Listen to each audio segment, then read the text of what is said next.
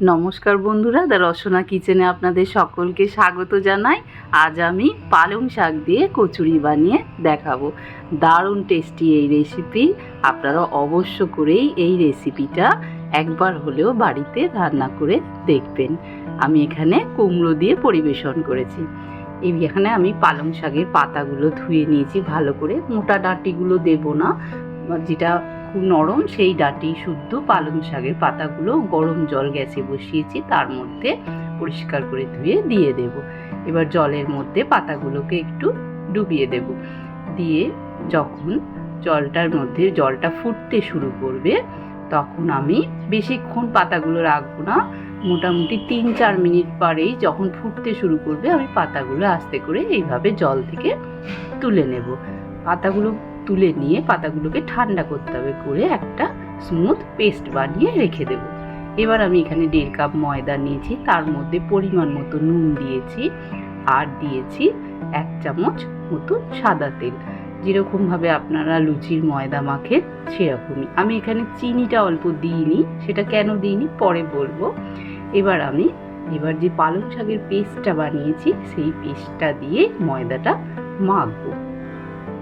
এই পেস্টটা দিয়ে প্রথমে মেখে নেবেন, তারপর যদি জল লাগে দেবেন। আমি যেহেতু এখানে কম ময়দা নিয়েছি, তাই আমার পেস্টটা দিয়ে পালং শাকের ময়দাটা পুরোটা মাখা হয়ে গেছে।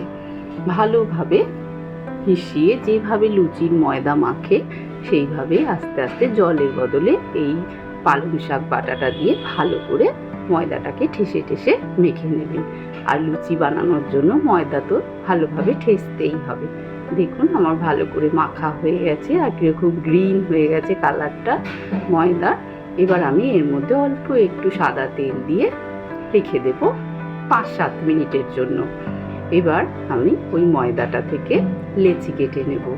যেহেতু আমার চ্যানেলটা নতুন, তাই আপনারা যদি আমার পাশে থাকেন তাহলে আমি আরও এগিয়ে যাওয়ার সাহস পাবো।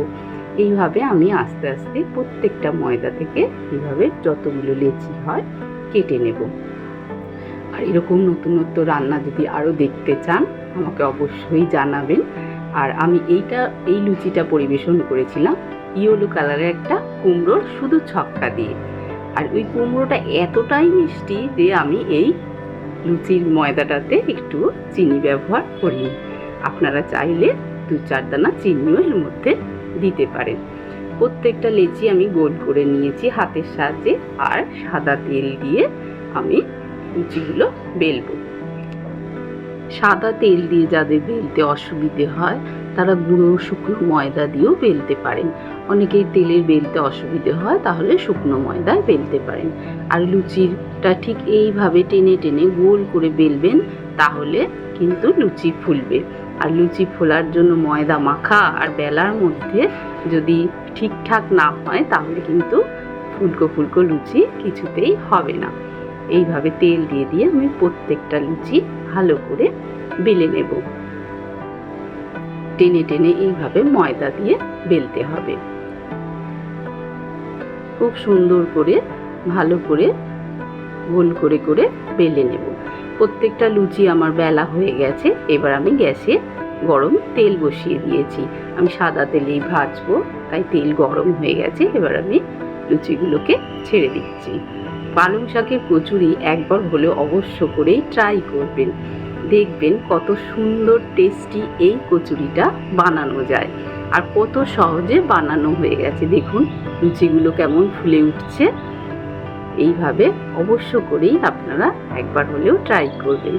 আমার ভিডিওটা যদি ভালো লাগে লাইক করবেন, কমেন্ট করবেন, শেয়ার করবেন, আর আমার চ্যানেলটাকে সাবস্ক্রাইব করবেন। প্লিজ আমার পাশে থাকবেন। আর এরকম নতুন নতুন যদি ভিডিও দেখতে চান তাহলে আমাকে অবশ্য করেই কমেন্টে জানাবেন। আর কুমড়োর ছেঁচকি রেসিপিটা যদি আপনারা দেখতে চান তাহলেও আমাকে জানাবেন।